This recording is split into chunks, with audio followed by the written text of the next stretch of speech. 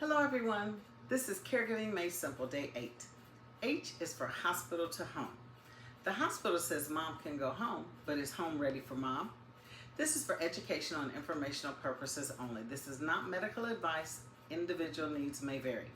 Hello everyone, and welcome back to Caregiving Made Simple, the ABCs of Caregiving, presented by Two's Company Companion Care, together with Servants Who Care. Now before we begin, again, I just want to let you know this is for educational and informational purposes only. This is not medical advice, and make sure you contact your medical professional. Today we made it to the letter H, and H is for home to hospital.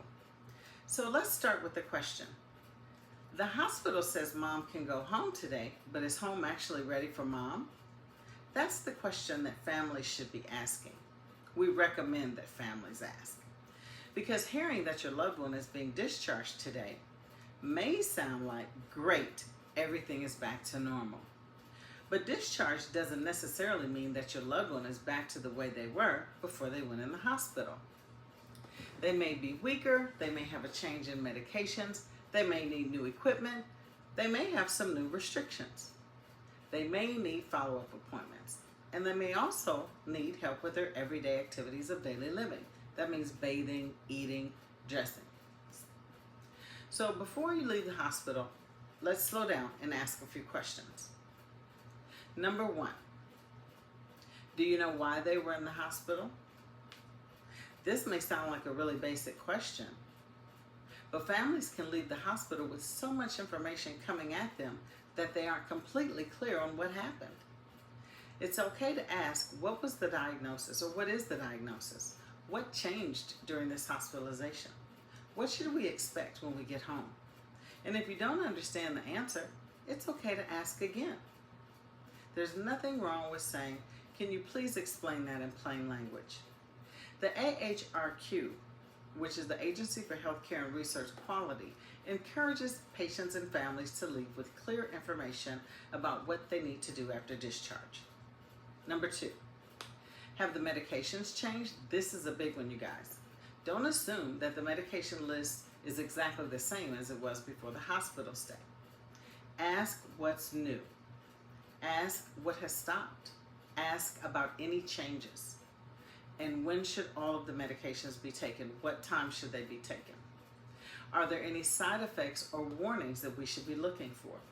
And when you get home, compare their hospital discharge list with the medications they already have in the cabinet.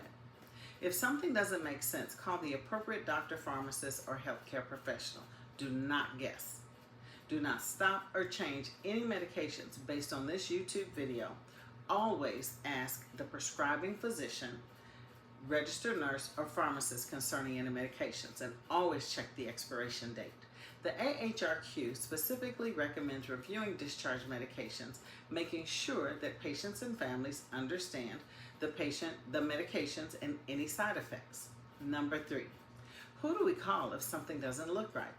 Before you leave, you should know who you call, who their primary care provider is. Do you call a specialist, a home health care company, the hospital, and what symptoms and changes mean? Do you call the doctor versus, is this an emergency? Call 911 right away.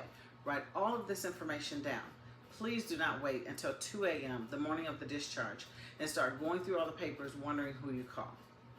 Do that right away. Number four, what follow-up appointments do they need? And who do they see next? How soon do they go? Are the appointments already scheduled? And how will they be getting there? Transportation can become a big issue after a hospitalization. Someone may have been driving everywhere before they went in the hospital, but now they're not able to. So just don't schedule the appointment. Make sure you have a clear answer on who's going to take them. The AHRQ says that discharge guidance should specifically highlight keeping track of follow-up appointments and important contact information. Number five, can they actually get around the house? Now we're back to something that we've been discussing throughout this series. Look around the home that they're going to be staying at. Can they get through the front door? Are there stairs? Can they get around the bedroom? Can they get to the bathroom? Are they able to safely get up and off of the toilet? Can they get in and out of bed? Is the bed too high? Can they move around with whatever equipment that they're using? This is where families sometimes discover that the person may be medically ready to leave the hospital, but the home still isn't prepared. Current caregivers describing exactly this problem bringing parents home after hospitalization skilled nursing care stays. They realize how much mobility assistance and equipment and hands-on support may be needed. Number 6, what equipment or services are needed? So ask before the discharge, does the person need a walker, a wheelchair, a hospital bed, oxygen, any other equipment? Are they going to have home health, physical therapy, occupational therapy, speech therapy, any nursing services? Another type of qualified support, and very importantly, has it actually been arranged already? There's a difference between they may need home health and home health is scheduled for Tuesday at 2 o'clock. Families need specifics. Number 7, who is actually going to be there? This is where we want families to be realistic. Maybe mom lives with dad, and maybe dad can't physically help her get up. Maybe the daughter works full time. Maybe the son lives 90 minutes away. Maybe everybody assumes that someone else is handling it. So ask, who's going to do what? Who is helping with meals? Who is handling transportation? Who is picking up prescriptions? Who's helping with appointments? Who's there tonight? And who's going to be there tomorrow morning? And what happens if the primary family caregiver gets exhausted? Recent caregiver posts show that quickly transitioning the home can overwhelm families when the level of care is greater than what they expected when there's no stable plan in place. So remember, E is for eating. When somebody gets home from the hospital, is there food in the house? Is it appropriate for whatever instructions they were given? Sometimes people are on swallow precautions and they need an adjusted or modified diet. Can they prepare their food? Can someone help with groceries? What are they drinking? Are they on any fluid restrictions? Are there specific instructions from the healthcare team? Again, don't make up a medical diet. Follow the individualized instructions from the appropriate professional. But somebody has to think about the practical question. What is the person going to eat tonight? Number 9, make sure you understand the discharge instructions. Don't put the paperwork in your purse and say, I'll read it later. Read it now. Ask questions before you leave. If there are instructions you don't understand, please say so. The team does not mind answering your questions. The AHRQ specifically recommends involving family and caregivers when possible, confirming that patients and caregivers understand the instructions. And here's a little tip. Take notes. If you're permitted to, use your phone. Write things down. Because after a long hospital stay, there's a lot of information and everyone is tired. You may not remember everything that someone tells you verbally.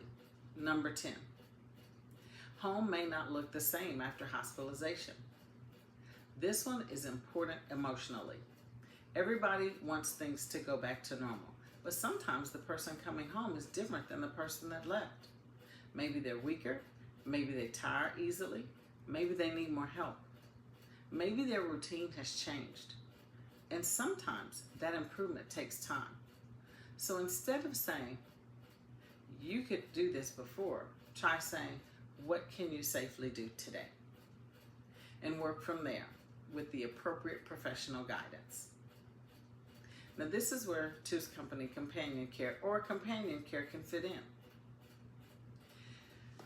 So remember I talked about the circle of support. Companion care does not replace the hospital discharge planning, not at all. It doesn't replace skilled nursing. It does not replace home health, physical therapy, occupational therapy, or any medical care.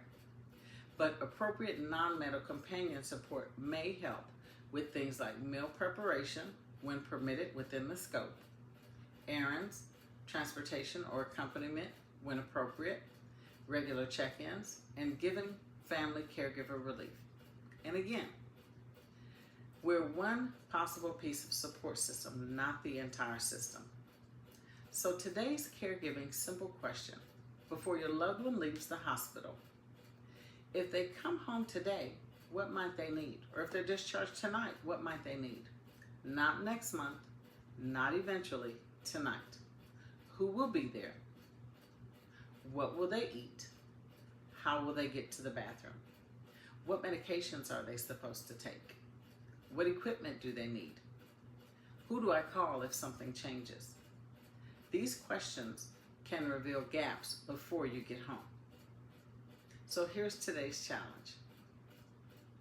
If somebody you love is currently hospitalized or in rehabilitation, start a hospital-to-home notebook or phone note.